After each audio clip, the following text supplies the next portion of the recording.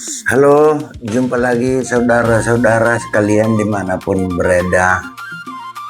Salam sejahtera untuk kita semua. Balik lagi di Lungun Podcast. Saya Rawalfen Sarage dan hari ini kita akan ngobrol tentang satu tema yang kelihatannya sangat sederhana saja, tetapi saudara-saudara sekalian, ini adalah sangat mendalam, yaitu judul kasih. Kalau dengar kata kasih, mungkin kita langsung pikir tentang keluarga, tentang pasangan, tentang sahabat, atau pengorbanan, atau hal-hal yang sangat hangat. Tapi kenyataannya saudara-saudara sekalian, kasih tidak selalu semanis itu. Kadang kasih justru paling diuji saat kita dikhianati, saat kita dimanfaatkan, saat kita disakiti oleh orang terdekat kita, saat kita sudah memaafkan tetapi belum bisa kita lupakan, itu dia masalahnya. Atau saat kita merasa, aduh aku capek sekali jadi orang baik. Nah, untuk ngobrol lebih dalam soal ini, hari ini kita sudah kedatangan tamu yang sangat spesial. Beliau merupakan seorang hamba Tuhan yang sudah banyak melayani, mendampingi banyak orang, dan tentu punya banyak pengalaman melihat kehidupan manusia dari dekat. Kita sambut Pak Alex Sitopo. Horas Pak. Horas Pak Rawalfen. Ya. Pak Pendeta. Siap Pak. Terima kasih sudah hadir di Lungun Podcast malam hari ini. Apa kabar Pak? Kabar baik Pak Rawalfen. Ya. Oke, sebelum masuk ke pembahasan yang berat-berat, saya mau mulai pertanyaan yang sangat sederhana dulu Pak. Ya Pak. Kalau Bapak mendengar kata kasih, apa yang pertama kali muncul di pikiran Bapak? Ya. Kalau jujur ya pasti ya, soal sikap ya, dan ketika kata kasih itu pada awalnya saya tidak mengerti secara luas, apalagi berkaitan dengan ya iman saya ya soal kasih ya. Namun yang paling sangat menolong saya ketika mendengar kata kasih adalah adanya tindakan, bahkan adanya pengorbanan. Dulu saya belum sangat mengimani sekali soal kasih Yesus, karena mungkin saya masih tumbuh menjadi seorang anak dalam keluarga. Tapi soal kasih yang saya sebut tadi, tindakan dan pengorbanan, hampir ya saya lihat juga pada hal yang banyak orang tua lakukan. Tapi saya sangat terkenang dengan almarhumah ibu saya. Begitu Pak. Nah, masuk lagi kita selanjutnya Pak. Iya. Misalnya ada orang yang dulu sangat tulus. Dia gampang percaya, gampang menolong, gampang memberi. Tetapi karena sering dikecewakan, lama-lama dia berubah dan berkata, aku capek jadi orang baik. Menurut Bapak, apa yang sebenarnya terjadi dalam hati orang seperti itu? Apakah orang seperti itu kehilangan kasih? Atau sebenarnya dia sedang terluka, Pak? Nah, satu hal tadi yang sangat harus kita syukuri ya, bahwa dia orang yang berulang-ulang mengasihi, satu pribadi yang terus menabuh kasih dengan caranya, menolong orang lain kah itu, atau ya dengan sikapnya yang pasti sangat-sangat berarti bagi orang lain. Namun karena ketika ada respon yang salah bahkan tidak seperti yang diharapkan, barangkali juga ya kalau saya sebut manusiawi sekali. Iya. Tetapi mungkin ini yang membedakan, ya. Saya kan seorang pendeta, Pak. Nah, tentu dari ya ajaran ya yang gereja kami terus tumbuh kembangkan, yaitu bagaimana kasih awal itu yang kami terima, ya, dalam Alkitab misalnya, di Perjanjian Lama sampai di Perjanjian Baru, luar biasa sekali cara Tuhan, cara Allah itu mengasihi kami, ya.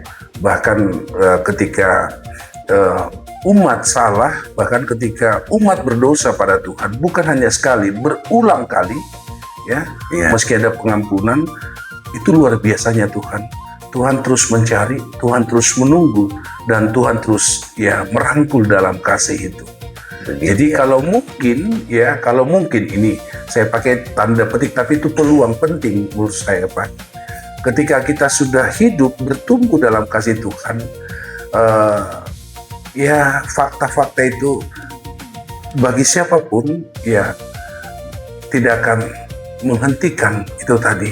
Apakah karena aku lelah, karena aku sudah berulang kali tapi ya nampaknya tidak ada perubahan, aku hanya sekedar dimanfaatkan. Iya. Saya pikir itu tidak akan mungkin menjadi penghalang yang membuat kasih awal tadi atau kasih mula-mula itu akhirnya menjadi redup atau tidak akan ya dilakukan kembali, termasuk kepada orang yang mungkin mengecewakan dia. Saya melihat di situ, Pak.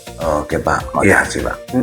Misalnya, Pak, kalau ada penonton kita Ya, yang merasa seperti itu, apa yang perlu dia pahami dulu sebelum memaksa dirinya untuk kembali mengasihi? ya, saya kan harus bicara dari sudut iman saya juga. Iya. Saya bersyukur sekali bahwa saya diperkenalkan ya kepada kasih yang luar biasa itu, kasih yang sejati itu, kasih yang tanpa syarat itu. Ya, kalau seumpama kasih Tuhan yang diajarkan ke saya atau kepada kami, saya sebut seperti itu, Pak, atau pada kita misalnya adalah kasih yang punya syarat, dalam arti ya kasihnya harus begini, barangkali Tuhan tidak akan mau melakukan ya, bahkan pengorbanan itu luar biasa menurut saya. Nah, bagi anak-anak Tuhan, saya berharap sekali peristiwa itu bukan hanya untuk diketahui, ya, tapi juga apa yang sudah dilakukan Tuhan, ya boleh juga menjadi dasar untuk mengasihi, sehingga sisi kemanusiaan kita yang lemah boleh terus dikuatkan untuk kembali dihidupkan kasih itu, supaya kita bangkit kembali menjadi pribadi ya yang terus mampu mengasihi. Begitu, Pak. Iya, Pak Pendeta. Iya, Pak. Tadi kita bahas bahwa ada orang yang sulit mengasihi karena pernah terluka. Iya. Nah, dari sisi saya, dari sini saya mau masuk ke satu kalimat yang mungkin banyak penonton pernah juga ucapkan. Iya. Saya sudah memaafkan, tapi saya belum bisa lupa. Contohnya begini, ada seorang yang dikhianati pasangannya. Pasangannya sudah minta maaf. Iya. Dia juga sudah memutuskan untuk memaafkan. Tapi setiap kali ingat kejadian itu, hatinya masih sakit. Dia tidak mau membalas, tidak mau membenci, tapi dia juga belum bisa percaya seperti dulu. Dalam kondisi seperti ini, apa yang sebenarnya harus dia lakukan? Apakah dia harus memaksa diri untuk lupa? Apakah dia harus langsung percaya lagi? Atau dia boleh memaafkan sambil tetap memberi waktu untuk pulih, Pak? Nah, itu luar biasa sekali sebenarnya, Pak. Tapi bagi saya, Pak, dari apa yang Bapak Rawalven sebutkan itu tadi, ketika seseorang atau satu pribadi mau saja mengampuni, sebenarnya pintu rekonsiliasi itu sangat terbuka sekali. Bagi saya ya, meski belum mampu melupakan, tapi mengampuni sudah terjadi. Bagi saya itu ada potensi yang terbuka sebenarnya. Itu potensi yang terbuka, Iya. Pak. Lantas saya juga tidak mau katakan bahwa mudah mengampuni, mudah juga melupakan. Iya. Oke, katakan boleh dia terbuka untuk mengampuni, tapi juga tidak dengan gampang untuk melupakan. Benar, Pak. Tetapi setidak-tidaknya bagi saya, proses dia mau mengampuni adalah pintu yang baik ya. Seiring dengan berjalannya waktu, ya kita berharap sekali pola pengampunan itu akan tumbuh, dan pola pengampunan itu akan membawa satu perubahan, ya. Dan berharap juga sih kita juga, orang yang diberi pengampunan itu juga, ya, menyatakan juga bahwa aku sudah berubah loh. Iya. Itu pasti akan sangat membantu. Jadi sifatnya mutual begitu. Orang yang memberi ampunan atau orang yang menerima pengampunan saling juga. Jadi proses itu luar biasa. Kalau saya sih melihat di situ, Pak. Begitu ya, Pak. Iya, meski tidak mudah, tapi ya peluang untuk sampai di titik selain mengampuni mampu melupakan, saya melihat itu sangat terbuka Iya. lebar. Peluang ya. Benar sekali, Pak Rawafen. Ya, Pak Pendeta, ya. misalnya ada sahabat yang membocorkan rahasia kita. Ada pasangan yang tidak setia. Ada rekan kerja yang menusuk dari belakang. Orang itu minta maaf. Tapi hati kita tidak bisa langsung percaya lagi, Pak. Ya, ya. Dalam kondisi seperti ini, apakah kita wajib membuka pintu yang sama seperti dulu? Gimana itu, Pak? Ya, saya pikir itu pasti butuh proses ya. Jangankan kita dengan orang lain, suami istri saja, ya, atau orang yang ya berteman akrab, ya, bahkan mungkin sudah belasan atau puluhan tahun. Seperti saya sebut, rumah tangga juga begitu. Mereka diberkati sudah bahkan belasan atau puluhan tahun. Tapi ketika terjadi sesuatu yang menyakitkan bagi salah satu pasangan itu, atau bagi salah satu dari pertemanan itu, atau dalam ikatan persekutuan itu, tidak mudah juga. Tetapi ya iman saya harus bicara juga bahwa saya tidak boleh menghentikan ya itikat baik yang saya punya. Kembali saya harus ingat bahwa kalau saya ini manusia pendosa ini masih ditunggu, dirangkul, dipeluk Tuhan ya dengan kasih sayang yang luar biasa itu. Saya tahu bahwa tidak mudah, tetapi karena saya orang beriman, saya anak Tuhan, saya harus bangun, bangkit, ya seperti suami istri itu tadi. Bayangin loh Pak, kalau kita tambah itu, ya katakan cerita seperti rumah tangga. Mereka sudah punya anak, mereka sudah punya banyak pengalaman, bahkan mungkin sebelum peristiwa itu terjadi, katakan dalam rumah tangga itu, mereka punya pengalaman yang cukup memberatkan, tapi mereka bisa keluar, mereka bisa lepas dari pergumulan itu. Selain daripada kebersamaan mereka, Tuhan pasti menolong. Paling tidak, ya, biarlah tidak lantas mengambil kesimpulan yang salah. Saya tahu tidak mudah, tapi biarlah terus dalam iman, ya, terus minta hikmat Tuhan. Itu bagi saya ada peluang besar. Ya, kalaupun tidak saya sebut, ya boleh di titik kasih awal atau dikasih mula-mula itu. Tapi proses yang seperti itu, ya saya yakin sekali akan memberikan buah yang positif dan baik dalam rumah tangga atau persekutuan pertemanan itu, Pak Rafael. Iya, Pak, ya kan? Bagaimana penonton bisa tahu, Pak, bahwa seseorang layak diberi kesempatan lagi? Atau apakah ada tanda bahwa orang itu benar-benar berubah? Iya. Bukan hanya takut kehilangan kita. Iya, iya.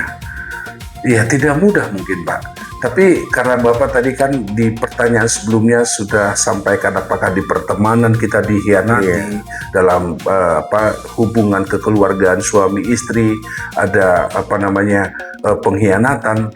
Saya boleh juga katakan berarti kita sangat mengenali pasangan kita ini.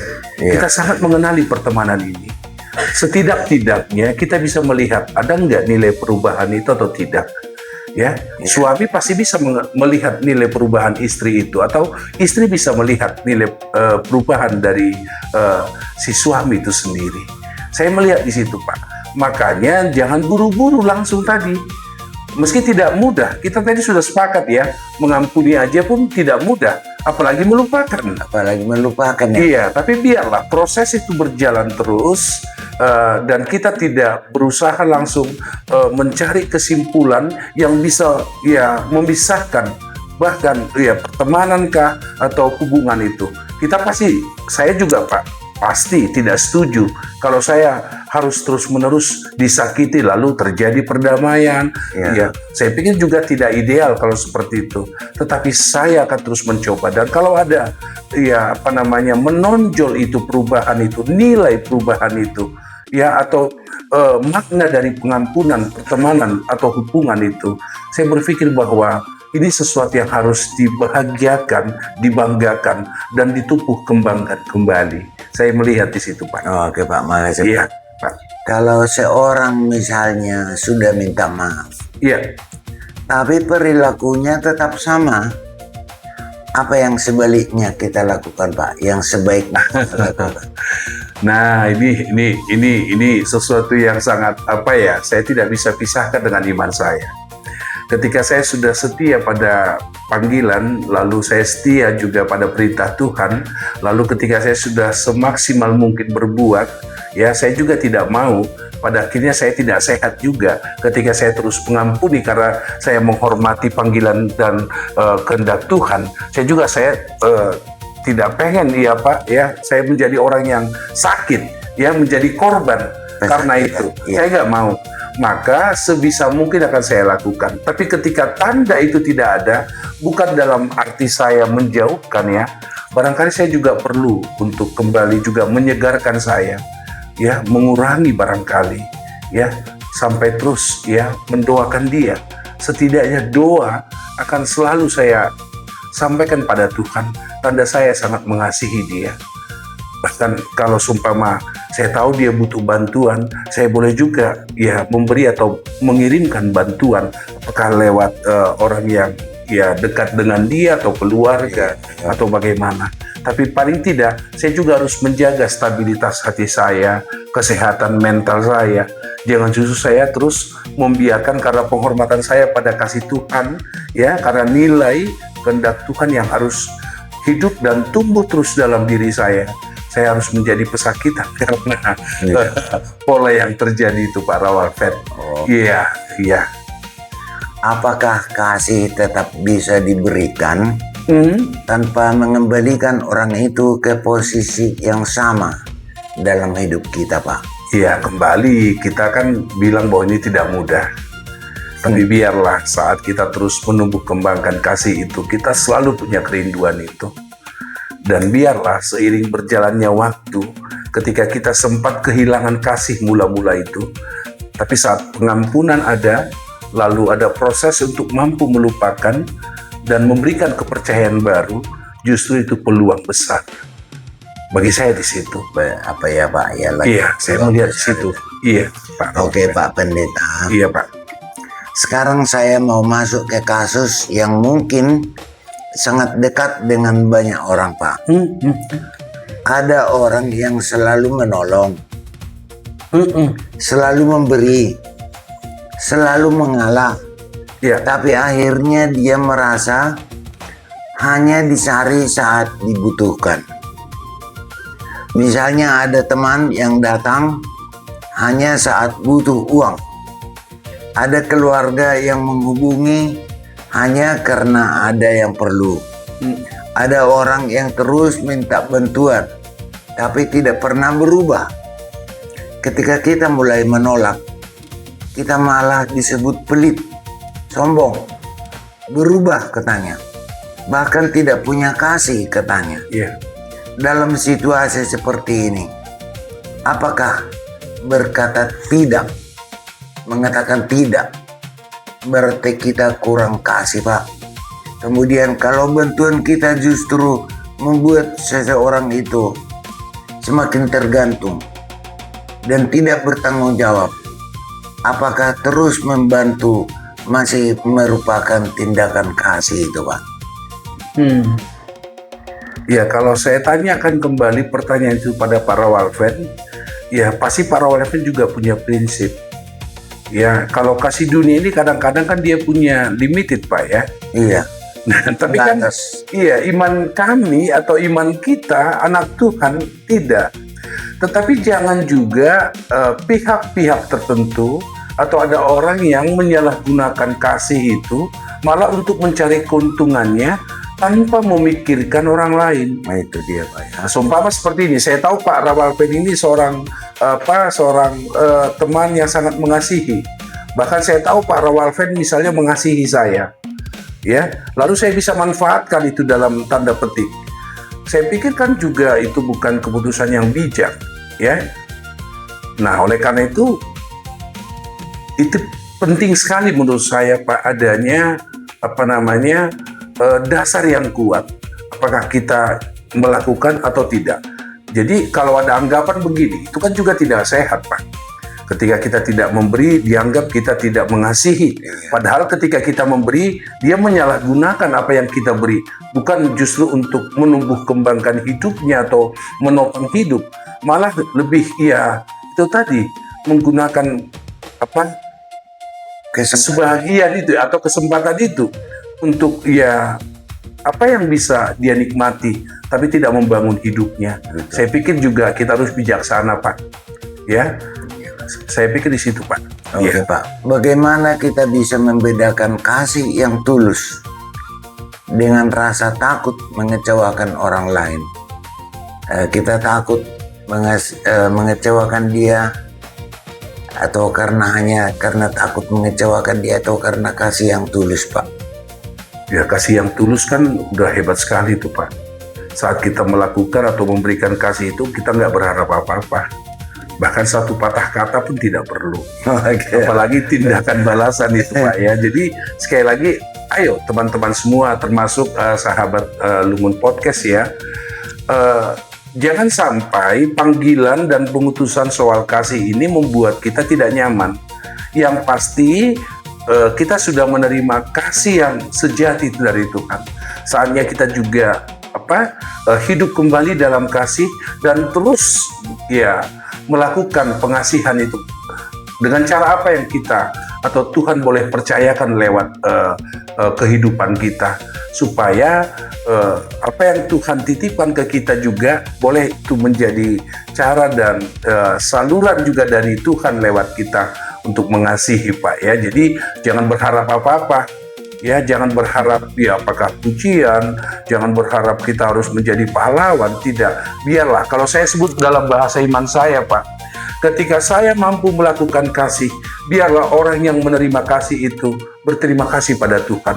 Itu jauh lebih penting daripada dia ingat saya tapi dia tidak ingat Tuhan. Saya melihat di situ, Pak Rawal. Ya gitu ya, Pak. Oke, Pak. Iya. Ada orang yang selalu mengalah, bukan karena dia kuat, Pak, tapi karena dia takut ditinggalkan. Menurut Bapak, apakah itu masih bisa disebut kasih? Coba sekali lagi, Pak Rawalfen. Ada orang yang selalu mengalah, bukan karena dia kuat, tetapi karena dia takut kita tinggalkan. Dia mengalah. Menurut Bapak, apakah itu masih bisa disebut kasih? Ya, ketika seseorang mau mengalah ya, Iya. bagi saya itu juga satu pendewasaan penting, karena itu nggak mudah juga. Apa mudah mau mengalah? Orang yang mengalah kan belum tentu salah juga, Pak. Iya, betul. Dan lucunya, dunia sering menganggap itu orang yang mengalah itu ya dianggap orang yang salah. Dianggap ya caranya mengalah adalah untuk menutupi kesalahan. Nah, itu juga. Jadi saya pikir kita juga nggak boleh memanfaatkan itu. Kita juga punya cara pandang. Saya anggap juga orang yang mau mengalah untuk menghindari ya masalah yang lebih ya rumit ya. Bagi saya itu satu kedewasaan juga. Termasuk itu bagian dari kasih yang dewasa bagi saya, Pak. Itu ya, Pak. Iya. Kapan memberi merupakan kasih dan kapan berhenti memberi justru juga merupakan kasih, Pak. Iya, iya. Sekali lagi, kapankah kita memberi itu adalah tanda kasih? Ya. Kapankah kalau kita berhenti memberi justru itu merupakan kasih juga? Boleh, dalam arti maksud Bapak, kalau kita memberi lalu ketika kita melihat juga yang kita beri, Itu kasih ya. iya pasti. Tapi kalau di saat kita berhenti memberi, Itu kan banyak juga alasannya, Pak. Iya. Kita berhenti memberi karena kita memang tidak punya lagi, atau kita berhenti memberi karena yang kita beri justru salah menggunakan apa yang kita beri. Nah, itu juga boleh menghentikan kita memberikan. Kira-kira seperti itu. tapi itu artinya kalau kita tidak memberi, Ya, maksud Pak Pendeta, artinya yang kita tidak memberi itu pun dalam pengertian kasih ya. bisa, Pak. Kalau seorang anak misalnya minta begini untuk begini, kita juga ingat usia dia berapa, lalu kalau kita beri juga itu merusak masa depan dia, apakah misalnya dalam pendidikannya, masa sih kita memberi? Kira-kira seperti itu, Pak. Dalam hubungan antar sesama juga Oh iya, dalam keluarga misalnya. masih bisa itu Pak. Oh iya, Diberlakukan ya Pak. bisa, Pak. Ya, atau seperti yang saya sebutkan tadi, saya sudah pernah menolong dia, memberikan apa yang berharga bagi saya untuk menopang dia. Malah dia menggunakan yang saya beri itu ya untuk merusak dirinya. Merusak ya Pak. Lalu apakah saya juga ikut menjadi donatur? Dalam arti seperti itu untuk ya, jadi bukan berarti kita tidak ingin mengasihi, Pak. Tapi kalau berguna untuk ya dia menata hidupnya, saya berpikir bahwa apalagi itu tadi, ketika kita memberi, dia ingat Tuhan. Wah, itu sesuatu yang indah bagi saya, Pak. Pengalaman yang luar biasa kalau itu bisa terjadi. Iya Pak ya. Iya. Semakin jelas Pak percakapan kita ini. Pak Pendeta, Iya, Pak. dari semua luka, Iya. mungkin luka dari keluarga merupakan salah satu yang paling berat Pak. Karena keluarga seharusnya menjadi tempat pulang. Tapi bagi sebagian orang, keluarga justru menjadi sumber luka Pak. Misalnya ada anak yang sejak kecil sering dibanding-bandingkan, Iya. direndahkan, atau tidak pernah diapresiasi. Setelah dia dewasa Pak, dia memilih menjaga jarak supaya tidak terus terluka. Tapi keluarganya berkata, kamu berubah, kamu sombong, kamu durhaka. Dalam kasus seperti ini, apakah menjaga jarak seperti itu berarti dia tidak punya kasih? Ya, kalau tadi memang yang memicu itu seperti pengalaman tadi, ada pengalaman apakah di masa kecil dia tidak dianggap menjadi satu pribadi yang penting, atau dia ya sangat dibedakan misalnya dengan saudara-saudara yang lain. Ya, kalau seumpama si anak itu nggak mampu mengelola apa yang terjadi, itu bisa menjadi sesuatu yang negatif, ya. Nah, oleh karena itu dia pasti bisa dalam masa pertumbuhannya atau bahkan sesudah dewasa, peristiwa di masa yang sudah dia tinggalkan itu, apakah belasan atau puluhan tahun, ternyata masih ada dalam batin, dalam pikiran, sehingga ya dia bisa saja punya prasangka ya dalam dirinya. Toh kalau saya lakukan juga nanti begini, saya nggak dianggap apa-apa kok. Lebih bagus saya menjaga ya diri dari mereka supaya ya batinku lebih tenang. Kalau misalnya seperti itu. Nah, oleh karena itu mungkin lebih enak kita langsung kasih aja Pak saran kepada ya, termasuk juga pemirsa dari Lumun Podcast ya. Jangan sampai terjadi yang seperti itu. Ya, bagi keluarga-keluarga ya, saya berharap sekali bahwa ya apakah anak ya, atau semua anak dalam rumah tangga itu harus diperlakukan sama supaya mereka terus terbentuk menjadi anak-anak yang saling merindukan, saudara yang saling merindukan, bahkan sampai pertumbuhan mereka dewasa ya, mereka tetap menjadi satu keluarga yang terus merindukan, sehingga ya kebersamaan itu akan tetap terjaga. Berteman juga seperti itu saya pikir Pak. Memang tidak mudah ya, acap kali ada yang teman yang paling dekat, ada teman yang mungkin ya hanya sekedar teman ya, tetapi tidak seperti dekatnya dengan teman yang lain ya, barangkali itu bisa terjadi juga ya. Oke Pak, makasih Pak.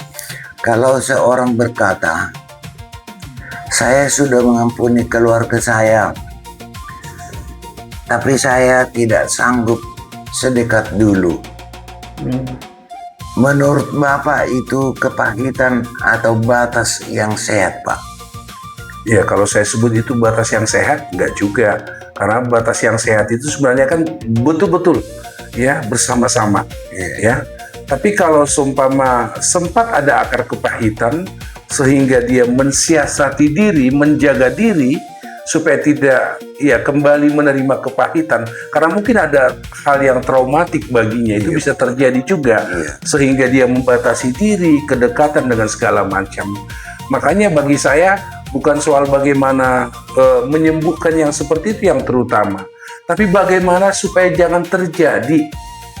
Nah, itu saya sebut tadi kan, kita sebut keluarga. Kalau dalam anak-anak ya dalam keluarga harusnya semua ini sama mendapat perlakuan yang sama, mendapat cinta yang sama, sehingga dalam diri mereka itu terbentuk ikatan yang kuat ya. Kalau sekali lagi, kalaupun sempat ya, karena ya pola yang salah itu sampai terbentuk itu tadi dalam pribadi anak misalnya, sehingga ada yang menjauhkan diri karena masih ya takut atau tersimpan akar pahit itu, ya sebisa mungkin ya kalau orang tua masih ada atau saudara yang lain masih ada, ya kita mulai, atau ya jangan dibiarkan yang beku itu, kita harus cairkan itu ya, Cairkan ya. iya kita harus sebisa mungkin ya, tapi dalam kasih yang sejati itu ya Tuhan pasti menolong Pak, saya percaya sekali itu. Oke Pak. Bagaimana membedakan menjaga jarak karena benci dengan menjaga jarak supaya tetap sehat Pak? Ya, kalau saya jelas itu membedakan Pak. Menjaga jarak ya supaya sehat berarti nggak bablas gitu ya. Kadang-kadang juga berteman itu juga kan begitu Pak. Kalau ya tidak sehat ya bisa juga pada akhirnya karena tidak dalam ukuran yang pas ya, ketika terjadi sesuatu, apakah kehilangan kepercayaan atau kekecewaan, itu bisa langsung pertemanannya juga langsung putus total ya. Jadi saya berharap sekali bahwa maunya berteman ya bagus, tetapi berteman tetap dalam ukuran dan porsi yang pas. Makanya kalau ada orang menjaga jarak karena kebencian, mungkin ada pengalaman ya sebelumnya yang membuat itu terjadi. Dan cara itu menurut saya ya bukan cara yang paling ideal ya. Tapi biarlah, jangan sampai justru menjaga jarak karena kebencian itu terus terpelihara.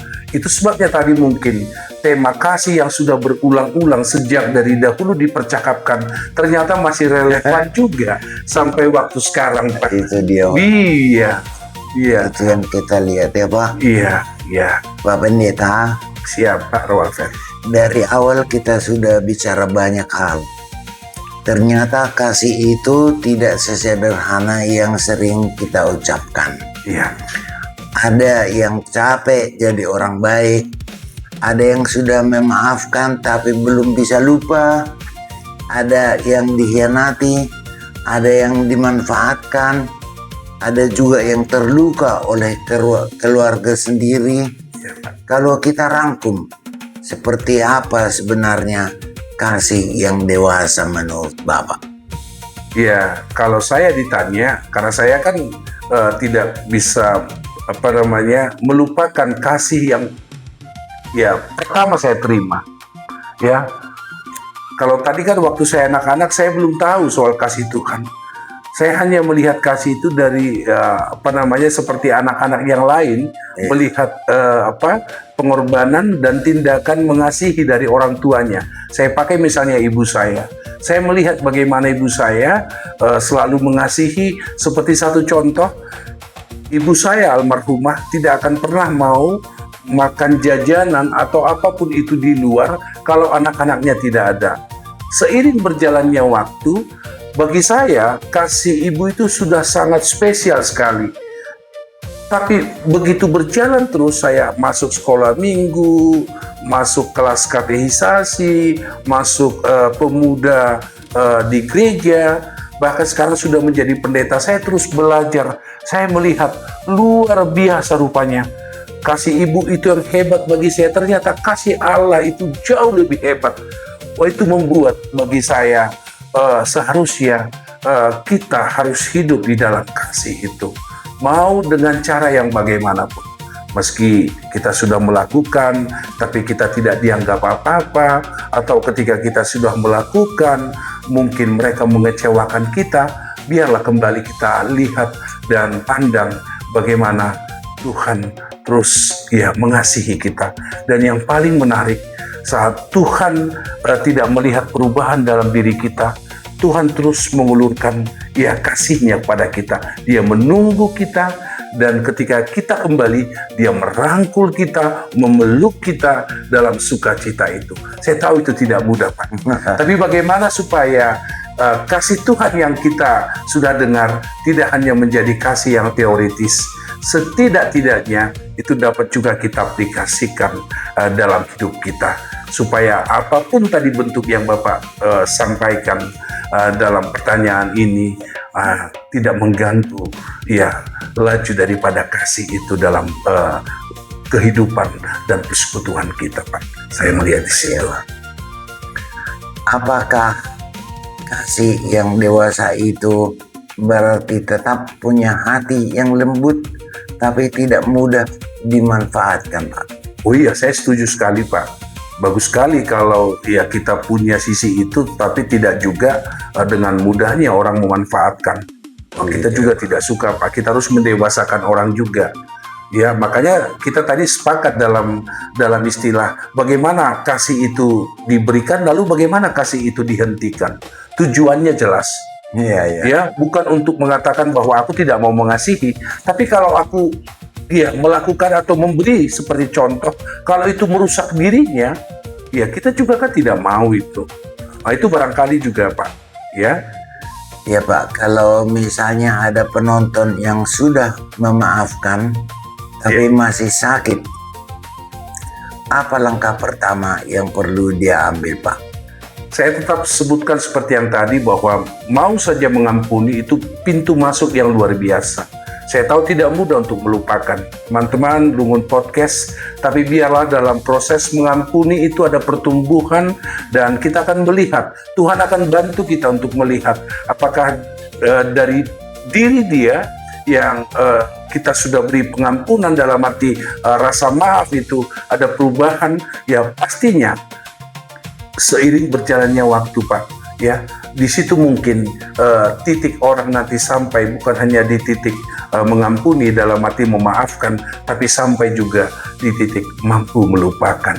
Ya, saya tahu itu tidak mudah, Pak.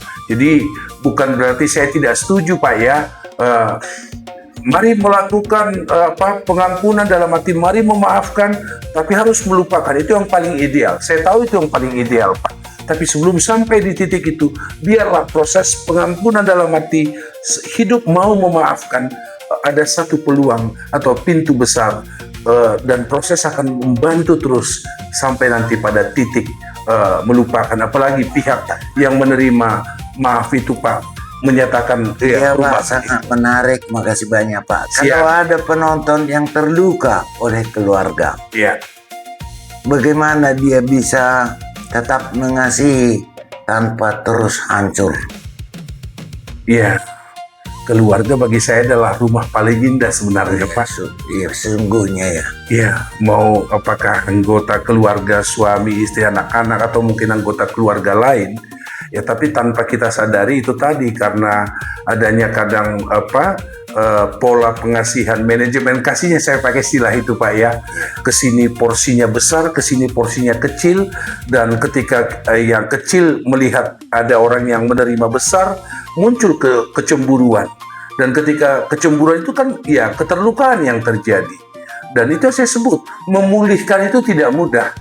Maka selain daripada ya memulihkan kasus seperti itu Pak, ya tetap lebih utama maunya jangan sampai terjadi yang seperti itu. Jangan sampai terjadi ya Pak ya. Tapi kalau sudah terjadi ya kita cobalah. Makanya orang tua juga kalau sempat ya salah, nggak salah juga berani minta maaf. Ini kan gak mudah juga. Ya kadang ketika ada hal seperti itu, ya orang tua misalnya tidak mau disebutkan sebagai orang tua salah dalam hal itu. Salah. Ya itu bisa juga.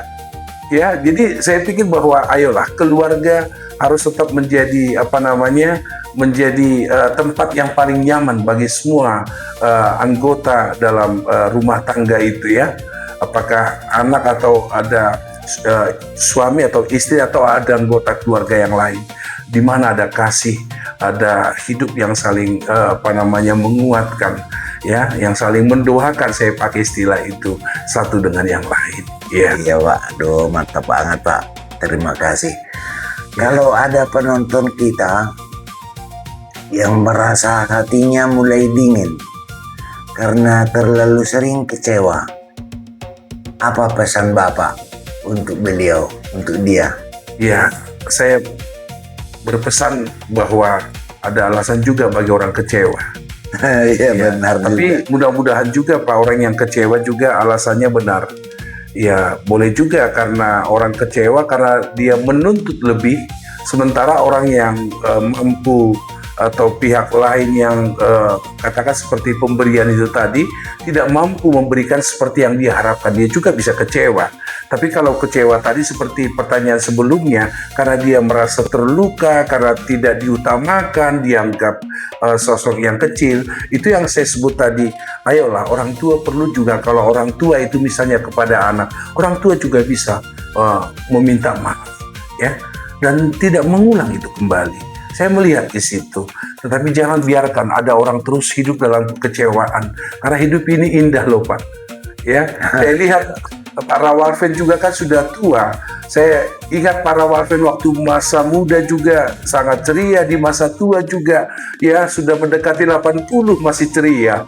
Tentu ada langkahnya. Ayo jangan sampai kita menyimpan kekecewaan itu Pak. Saya sarankan juga teman-teman Lungun Podcast, ayo hidup bahagia itu jauh lebih luar biasa indah daripada kita menyimpan kekecewaan itu. Aduh luar biasa.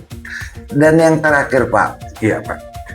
kalau hanya ada satu kalimat tentang kasih yang Bapak ingin penonton bawa pulang dari episode ini, kalimat apa itu Pak? Ingatlah bahwa kita adalah orang yang pertama menerima kasih. Kita pernah dikasihi dan saatnya kita kembali mengasihi orang lain. Oke teman-temanku dimanapun berada, Iya. setelah kita mengobrol, mungkin kita jadi sadar bahwa kasih tidak terlalu sederhana ternyata. Kasih bukan berarti selalu memberi. Kasih bukan berarti selalu mengalah. Kasih bukan berarti pura-pura tidak sakit. Kasih juga bukan berarti harus kembali seperti dulu dengan semua orang yang pernah melukai kita. Kadang kasih berarti memaafkan, tapi tetap memberi waktu untuk pulih, saudara-saudara sekalian. Amin. Kadang kasih berarti peduli, tetapi tidak lagi membiarkan diri dimanfaatkan. Kadang kasih berarti menjaga jarak, bukan berarti benci, tetapi karena ingin tetap sehat. Kadang kasih berarti berkata tidak, supaya orang yang salah tadi itu tidak terus menjadi kebiasaan. Untuk kamu yang sedang terluka, maaf saudara-saudara yang terkasih, Kamu tidak harus menyelesaikan semua malam ini, tapi kamu bisa mulai dari satu langkah yang paling kecil. Pertama, berhentilah membalas. Berhentilah menyimpan kebencian. Berani jujur bahwa kamu terluka ya. Berani membuat batas. Dan berani meminta maaf.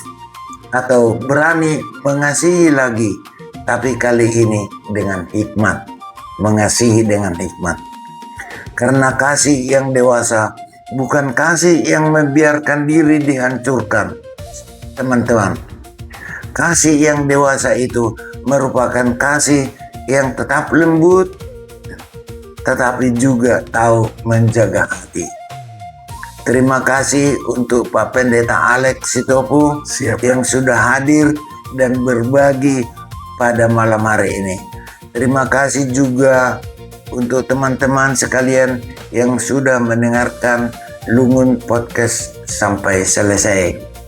Kalau episode ini menyentuh kamu, mungkin ini waktunya bukan hanya untuk mendengar, tetapi juga melakukan satu hal kecil. Hubungi seseorang, minta maaf, ucapkan terima kasih, atau mulai lepaskan kebencian yang sudah terlalu lama kamu simpan. Sampai jumpa episode berikut di Lungun Podcast. Lungun Podcast. Horas, Tuhan memberkati. Terima kasih Pak. Terima kasih Pak Walken.